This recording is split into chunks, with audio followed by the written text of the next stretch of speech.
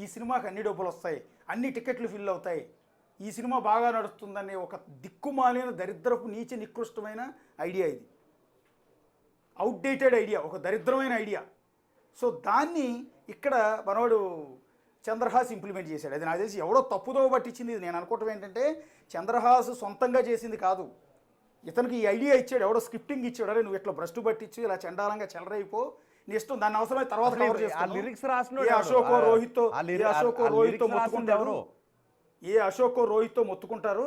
మొత్తుకున్నప్పుడు వీళ్ళు కావాలంటే మనం పట్టపగలు బరిదెగించి తిట్టేద్దాం, నీకు 24 గంటలు ఏమి ఇస్తున్నా నీ ఎంత చూసేస్తానని చెప్పేద్దాం, ఒక లీగల్ నోటీస్ పంపించేద్దాం. భయపడిపోతారు, వణికిపోతారు.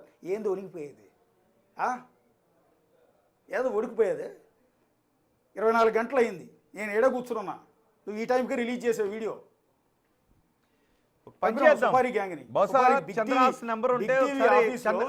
చేద్దాం అశోక్, డైరెక్ట్ చంద్రహాస్తోనే మనం మాట్లాడదాం. చంద్రహాస్, నువ్వు 24 గంటల సమయం ఇచ్చావు, ఇదిగో కూర్చుని ఉన్నాం, నువ్వు రా, పోనీ ఫోన్ చేయి, పోనీ మేము ఫోన్ చేస్తాం, లిఫ్ట్ చేయి. నువ్వు ఏ విధంగా రెండు క్వశ్చన్స్ అడుగుతాం, రెండు క్వశ్చన్స్ అడుగుతాం. నువ్వు రెండిటికి నీళ్లు నమ్మలకుండా ఆన్సర్ చెప్తే చెప్పగలవా? అవకాశం కూడా నీకేస్తున్నాం. ఏదో లీగల్ దగ్గరికి వెళ్తున్నాను, వాళ్ళ దగ్గరికి వెళ్తున్నాను, 24 గంటల సమయం ఇస్తున్నాను అని అన్నావు కదా. కాదు, నీకే కాల్ చేస్తాం, తీసి మాట్లాడతావా? సార్ ఒకసారి PCR ఒకసారి ట్రై చేయండి కుదిరితే. అండ్ బహుశా చంద్రహాస్ నీకు నిజంగా కనుక నీకు బాధ కలుగుంటే, నువ్వు అన్న దాంట్లో తప్పు లేదు అని అనుకుంటే ఇవన్నీ నీకు కాల్ చేస్తా, మాట్లాడు. రెండు క్వశ్చన్స్కి ఆన్సర్ చేయి, రెండు క్వశ్చన్స్కి ఆన్సర్ చేయి, చూద్దాం. నువ్వు ఫోన్ కాల్ ఆన్సర్ చేయకుండా ఉన్నా, ఫోన్ కాల్స్ తప్పించుకునే ప్రయత్నం చేసినా నీకు మనసులో తప్పు అనే భావన ఉంది అని. సో ఒకసారి మేము ఆ ప్రయత్నం చేద్దాం. ఓకే అశోక్. నేనేమంటానంటే, ఇక్కడ నువ్వు వణికిస్తే వణికిపోతారా? తప్పు చేసింది నువ్వు కదా, తప్పు చేసింది అతను. బూతులు మాట్లాడి పబ్లిక్గా ఇవాళ ఎంటైర్ సొసైటీలో నాకు తెలిసినంత వరకు రోహిత్ ఒక ఆశ్చర్యకరమైన ఘటన ఏంటంటే, ఏ ఇష్యూ రైజ్ అవునాయి సొసైటీలో. ఈవెన్ శివాజీ గారు మొన్న చేసిన కామెంట్స్ ఉన్నాయి, ఆడవాళ్ళ దుస్తుల మీద ఆయన చేసిన కామెంట్స్. సో ఆ కామెంట్స్లో 50% అగైనెస్ట్, 50% పాజిటివ్ వచ్చింది. పాజిటివ్గా సమర్థించేవాళ్ళు కొంతమంది, వ్యతిరేకించే కొంతమంది. సహజంగా ఏ ఇష్యూలో అయినా ఉంటారు, అది మంచి అయినా చెడు అయినా, ఏ ఇష్యూలో అయినా సగం మంది సపోర్ట్ చేస్తారు, సగం మంది వ్యతిరేకిస్తారు, లేదా 60-40 అయినా ఉంటుంది కనీసం. కానీ 99.9, ఆ 0.1% కూడా ఉందో లేదో నాకు తెలియదు, ఇంత ఎత్తున ఒక ఇష్యూ పైన ఇంత నెగిటివ్గా, అంటే ఎంటైర్ అతను చేసిన దాన్ని తప్పుపడుతూ ఒకే తాటి మీద ఎంటైర్ సొసైటీ ఉంది అంటే నిజంగా ఆశ్చర్యం. ఈ మధ్యకాలంలో ఏ ఇష్యూలో ఇంతలా లేదు. ఇక్కడ ఒక ఇష్యూ రైజ్ చేసిన వ్యక్తి కులం తీస్తారు, ప్రాంతం తీస్తారు, పార్టీ తీస్తారు, ఏదో రకరకాలుగా చేస్తారు. కానీ చంద్రహాస్ చేసిన ఈ ఇష్యూలో ఈ బూతు పాటని ఎవరు క్షమించట్ల. కులాలకు అతీతంగా, మతాలకు అతీతంగా, ప్రాంతాలకు అతీతంగా ఏ ఒక్కరూ క్షమించట్ల. ప్రతి ఒక్కళ్ళు తప్పుపడుతున్నారు. ఎందుకు అంటే ప్రతి ఒక్కళ్ళు ఓన్ చేసుకుంటున్నారు. అది ఏంద్రా, ఎక్కడికి పోతున్నాం మనం, ఏంటి భాష, ఇంత నీచమైన భాష, ఈ దరిద్రాన్ని, ఈ చెత్త సంస్కృతిని తీసుకొచ్చి మా భుజాన్ని రుద్దితే మా పిల్లల జనరేషన్ పరిస్థితి ఏందిరా? నిన్ను ఇన్స్పిరేషన్గా తీసుకుంటారు, నిన్ను పిల్లలు ఇదే మాట మాట్లాడితే పిల్లలకి అర్థం కాదు, దాని మీనింగ్ ఏంటో అర్థం కాదు. స్కూల్కి వెళ్ళిన తర్వాత ఆ పాటని పాడాడు అనుకుందాం, స్కూల్లో ఏదైనా పొరపాటున గ్రహపాటనో టీచర్ ముందు పాడాడు అనుకుందాం, అర్థం తెలియనట్టు ఈ పాడితే తప్పు కాదేమో. సినిమాల్లో మనం చూసే సినిమాల్లో ప్రభాకర్ వాళ్ళ అబ్బాయే పాడాడు కదా, మనం పాడితే తప్పు కాదు అని అనుకుంటారు. ఏంటి పరిస్థితి? అంతే వస్తుంది కదా. నేనేమంటానంటే, ఇక్కడ చంద్రహాస్ని కెరీర్ నాశనం చేయాలనో, చంద్రహాస్ని సినిమా నడవకూడదని మనం ఎక్కడ అనుకోకూడదు. ఎందుకంటే ఆ సినిమాకి ప్రొడ్యూసర్ బోర్డు అంత డబ్బులు పెడతాడండి, డైరెక్టర్ కథ రాసుకుని పాపం వీళ్ళందరిని ఒప్పించి చెప్పులు అరిగేలా తిరిగి అతను మొత్తం రెడీ చేసి సినిమా షూటింగ్ అంతా చేస్తాడండి.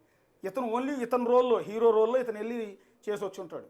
సో ఇంతవరకు బోల్డ్ అంతమంది, దాదాపు ఒక 400-500 మంది పనిచేస్తారు. అశోక్, చంద్రహాస్కి రింగ్ అవుతుంది, తను ఫోన్ తీస్తే మాట్లాడదాం.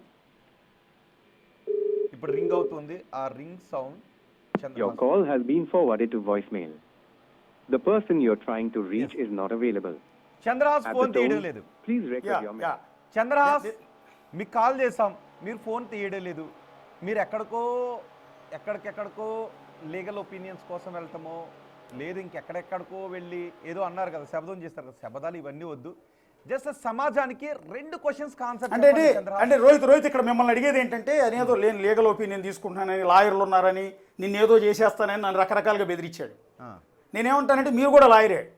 అవును, మీరు కూడా లాయరే కదా, జర్నలిస్ట్ కమ్ లాయర్ కదా. అవును. ఈ కేసులో మొదట బూతులు తిట్టోండి తప్పు చేసినోడిని కోర్టులైనా లేకపోతే పోలీస్ స్టేషన్లో అయినా తప్పు పడతాయా, లేకపోతే దాన్ని క్వశ్చన్ చేసినోడిని తప్పు పడతాయా? అంతేగా, క్వశ్చన్ చేసిన ఎందుకు తప్పు పడతాయి?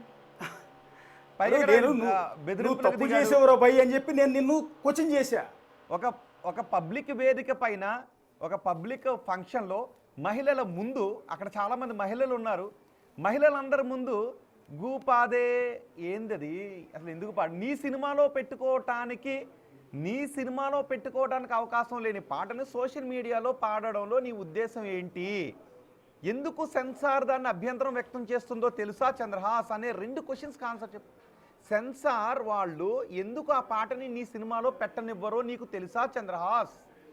ఎందుకంటే అది తప్పు, బూతు, అది సినిమాలో పెట్టడం ద్వారా సమాజానికి అవసరం లేదు. మరి నువ్వు ఏం స్టార్వే? ఎదుగుతున్నటువంటి స్టార్వా లేదంటే బూత్ స్టార్వా?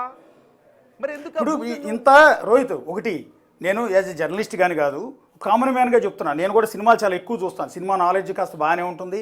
నాకు కూడా సినిమా తీయాలన్న ఇంట్రెస్ట్ కూడా ఉంది. నటించాలని కాదు కానీ సినిమా తీయాలన్న ఇంట్రెస్ట్ ఉంది.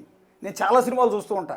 అయితే నేను ఇక్కడ ఇతను ఏమంటానంటే, ఇంత యాటిట్యూడ్తో ఇంత బూతుని తీసుకొచ్చి, ఇంత వల్గారిటీని తీసుకొచ్చి ఈ రకంగా జనం మీద రుద్దిన వ్యక్తి క్యారెక్టర్ మీద ఇబ్బంది పడుతుంది కదా. రేపొద్దున ఇతను సినిమాలు చూడటానికి ఏ జనం ఇంట్రెస్ట్ చూపిస్తారు? ఈరోజు సొసైటీలో ఎంటైర్ సోషల్ మీడియా ఓపెన్ చేయండి మీరు. ఇవాళ సోషల్ మీడియాలో జనాల అభిప్రాయం రిఫ్లెక్ట్ అవుతుంది కదా. అశోక్, ఒకసారి మీరు అందుబాటులో ఉండండి. సంధ్యారెడ్డి, తెలంగాణ కాంగ్రెస్ మహిళా నాయకురాలు మనకు అందుబాటులో ఉన్నారు. సంధ్యారెడ్డితో మాట్లాడదాం. సంధ్యారెడ్డి గారు నమస్తే. రోహిత్ గారు, నేను మదర్ ఫౌండేషన్ చైర్మన్గా ఒక అమ్మగా మాట్లాడుతున్నాను. ఓకే. అయితే నేను అనేది ఏంటి రోహిత్ గారు, ఇప్పుడు ప్రభాకర్ గారు ఈటీవీ అంటే ప్రభాకర్ అంటే ఈటీవీ. అయితే తను ఏ స్థాయి నుంచి పైకి వచ్చారనేది మొత్తం ప్రజలకు తెలుసు. చాలా చిన్న స్థాయి నుంచి చాలా కష్టపడుతూ పైకి వచ్చారు. వాళ్ళ మదర్ కూడా చాలా కష్టాలతోని పైకి వచ్చేసి ఇద్దరు లైఫ్ లీడ్ చేస్తూ వచ్చారు. అయితే ఈ అబ్బాయి ఏమనుకుంటున్నారు అంటే, సంధ్యారెడ్డి గారు ఒక్క నిమిషం. దేవికారాణి సెన్సార్ బోర్డు సభ్యులు దేవికారాణి గారు కూడా మనకు అందుబాటులో ఉన్నారు. ఒకసారి వెల్కమ్ చెప్తాను. దేవికారాణి గారు నమస్తే అండి. నమస్తే అండి. సంధ్యారెడ్డి గారు మాట్లాడుతూ ఉన్నారు. సంధ్యారెడ్డి గారు ఓకే, కంటిన్యూ చేయండి. సార్ రోహిత్ గారు, నేను అనేది ఏంటంటే, ఇప్పుడు నిన్న ఆ ప్రమోషన్ చేసుకున్నప్పుడు G-G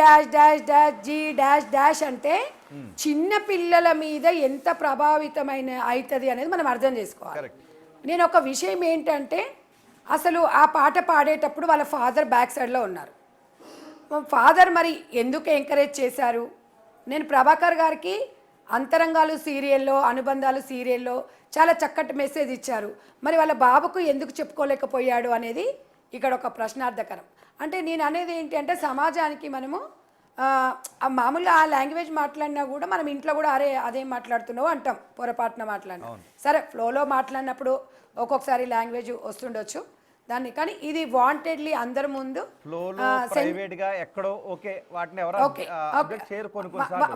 వన్ సెకండ్. అయితే ఇక్కడ ఆల్రెడీ సెన్సార్ బోర్డు ఇది యూజ్ చేయొద్దు అని సెన్సార్ బోర్డు చెప్పిన తర్వాత కూడా అక్కడ పాడడం అనేది జనాలకి ఏం సంకేతాన్ని ఇస్తున్నారు అంటే, ఇక్కడ సెన్సార్ బోర్డుని అవమానించినట్టే. సెన్సార్ బోర్డుని డెఫినెట్గా మళ్ళీ చెప్తున్నాడు, ఇది సెన్సార్ బోర్డు వాళ్ళు పెట్టొద్దన్నారు, అయినా నేను రాశాను అంటే ఈయనేదో భగవద్గీత రాసి పాడుతున్నట్టుగా, ఈయనేదో రామాయణం రాసి ప్రజలకు వినిపిస్తున్నట్టుగా మాట్లాడాడు అబ్బాయి.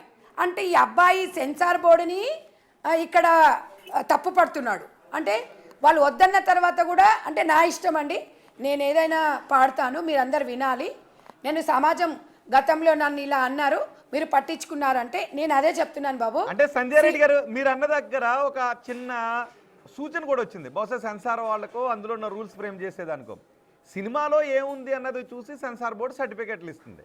సో బహుశా మనం కొన్ని రూల్స్ ఫ్రేమ్ చేసుకోలేమో. సినిమా ప్రమోషన్ని కూడా మీరు ఎలా చేశారు అన్నది కూడా మేము పరిశీలించిన తర్వాత ఆ సినిమాకి మేము పర్మిషన్ ఇస్తాము అనే కొన్ని కఠినతరమైన రూల్స్ని ఫ్రేమ్ చేసుకుంటే ఆ సినిమాకి సంబంధించి అన్ని ఒళ్ళు దగ్గర పెట్టుకుంటారేమో. సో ఓకే, నేను సంధ్యారెడ్డి గారు దేవికారాణి గారు మీ దగ్గరికి వస్తారు. సంధ్యారెడ్డి గారు అంతేనా? మరి వాళ్ళు మాట్లాడేది మనకి వినిపించాలంటే సంధ్యారెడ్డి గారు నా మాట వినిపిస్తుందా? ఓకే, సంధ్యారెడ్డి గారు కాల్ కట్ అయింది. దేవికారాణి సెన్సార్ బోర్డు సభ్యులు మనకు అందుబాటులో ఉన్నారు. దేవికారాణి గారు, ఏంటండి సెన్సార్ బోర్డు అబ్జెక్ట్ చేస్తుందని తెలిసి సోషల్ మీడియాలో సమాజం నెత్తి మీద రుద్దేద్దామని అనుకునే ఈ పాటని ఎలా చూడాలి? ఆ పాటను అసలు ఆ భావజాలాన్ని ఎలా చూడాలి? ఇక్కడ సెన్సార్ బోర్డు ఒకసారి పక్కన పెడితే అసలు మనం ఇంత పెద్దవాళ్ళం, సంధ్యారెడ్డి చాలా పెద్ద వయసు, అందరం అశోక్ గారు సీనియర్ జర్నలిస్ట్, మీరు సీనియర్, నేను కూడా మీడియాలో పనిచేశాను చాలా కాలం. మనం పలకలకే పోతున్నాం. ఆ పదాల్ని, ఆ పదజాలాన్ని మనం ఇప్పుడు ఇంత డిబేట్ చేస్తూ చర్చ చేస్తూ వాటిని పలకలేకపోతున్నాం మనం. అవును.